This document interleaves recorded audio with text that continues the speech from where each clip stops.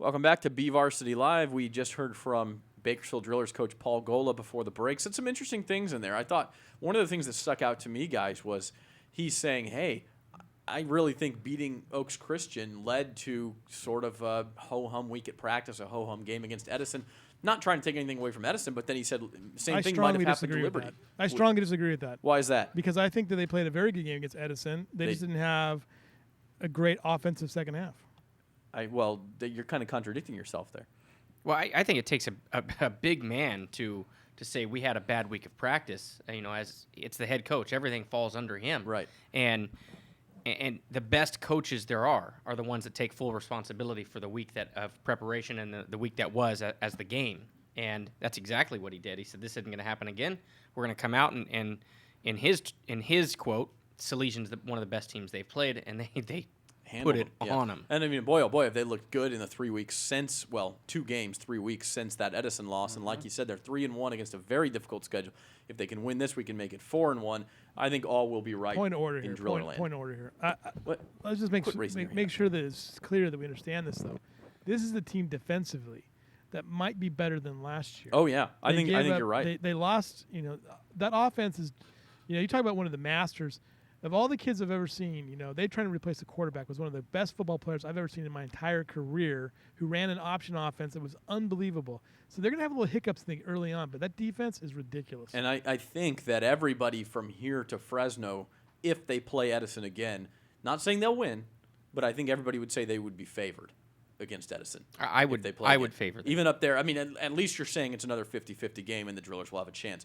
We'll talk again with Mark Tennis about what that might mean for bowl pictures, but first, the other side of the coin, Ridgeview and their coach Dennis Manning flying in high at 4-0 and looking for a win that would really shake up the Kern County hierarchy in football. Let's hear from Trevor Horn and Dennis Manning. Dennis Manning, head coach of the Ridgeview Wolfpack football team. Thanks for joining us on BVarsity Live. First, let's talk about that 4-0 record and what you guys have been able to do to get to this point. Offensive, defense, what's been the biggest standout for you so far? Well, I think first of all, it's a tough physical road for us. It was a stretch, I think, for us to have this preseason, and it's paid off for us. But we got some kids dinged up a little bit. It's been real physical. Stargate was a really physical game, and we got through it for the most part. Lawrence White, he's been the guy that's, his ankles hurt pretty bad. So, but other than that, it's been good for our team because it's been a lot of adversity, and they pulled together through it really well. I mean, we got some talented kids, obviously, and tough kids, but most of all, I think our kids just play together. It's a lot of fun to be around. One of those multifaceted kids that you have is the young sophomore in Jamar Moya. A lot of people know his older brother, Cotton Moya, who's now starting for Iowa State as a redshirt freshman. But here's a guy, Jamar, who's a sophomore. Lawrence goes down with that injury, and he comes in and plays quarterback for you, and you guys don't skip a beat. You actually kind of, get the ball rolling a little bit more. Just talk about his versatility and what he's able to bring to this squad. Well, he's a talented kid. I mean, he's that kid that can stop on a dime and loves football, lives for football. It's obviously it's in the family. His dad coaches with us too, so he loves it. He lives for it, and it shows on the football field. He has great instincts that God gave him, and he's just a lot of fun to watch. And is that just one of the things offensively where when people outside of the program talk Ridgeview football this season, they say Sheldon Croney, and that's the first name that comes out of their mouth. But it's not just Sheldon in this offense. You guys go all the way through with Lawrence, with Jamar, with Sheldon, with Lopez, all the way across the board. How much fun has it been for you as a coach to know that defenses can't just key on your one big number 21? Yeah, well, I mean, all that stuff's really for the media and the public. I mean, these guys know what the team's about. I mean, it's our O-line, it's our D-line, it's everybody. It's those guys that, like Lawrence goes down, Jamar steps up. It's, somebody in the secondary goes in, and, Darren Blackshear played quarterback and played some secondary last game. That's what it's about, for us and how our team operates and guys that need to step up and, the sacrifices you make on a team like this. And, we got some talented kids that don't play much, but it's a competitive environment. And, Sheldon's been a great addition to our program. But probably one of his hugest contributions is the fact that he's such a great kid off the field and in the locker room. I mean, here's a kid who's Player of the Year, and he's as humble as it gets, and he's been a great example for our young kids. We got 6 sophomores, and so those are the things that I appreciate as a coach, and I think it's made a big difference in our team. When you and Paul scheduled this game in the spring, did you envision it being, obviously, for the two of you as head coaches, you don't talk about the hype. You try not to bring it into practice, but there is hype around this game, especially for the Central Section seedings for Division I and Division II, and maybe even a state bowl, depending on what the two of you do from here on out.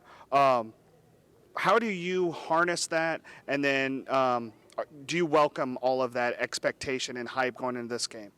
Well, I mean, it's fun for us because they're 2 local teams. Two teams that are having a lot of success, and Beach has a great program. I mean, obviously they won the state last year, and it's going to be a tough go for us. We got to play fast, we got to play physical. It's going to be a super huge challenge for our kids, but it's exciting. I think it's 2 teams that have a lot of success, and I think the crowds are going to show up to witness that.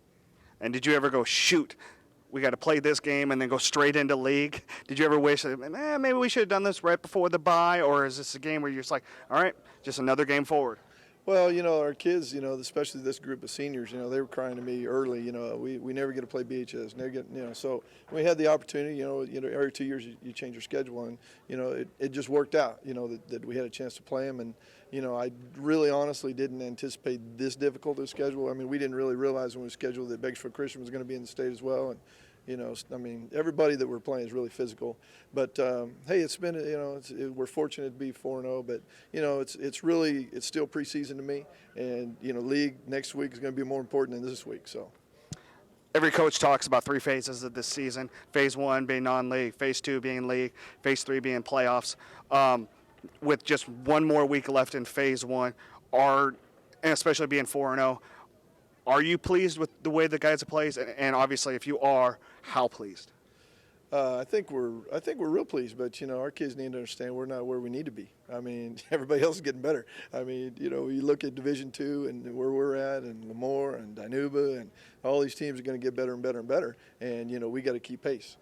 So we started off well, and that's great, but it's all about getting better. All right, Dennis Manning, head coach of Ridgeview football team. Thanks for joining us once again on BVarsity Live. Okay, thanks, Trevor.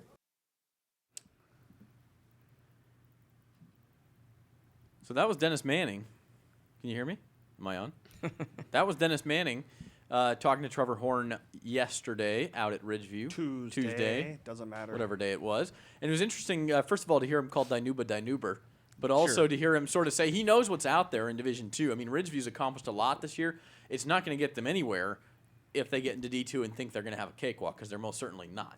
No, you always know where you are about, week 4, week 5 in the season. And not only do they know, but you know. I mean, in the top 5 of your rankings, you have possibly the Valley Championship in Division I and possibly the Valley Championship of Division II just sitting there in the top 4. Yeah, wouldn't that be a lot of fun? So, I mean, people know where they're standing, they know where they're at, and continuing to try to improve, like Coach Manning was saying, and we'll have to see how this pans out once league starts.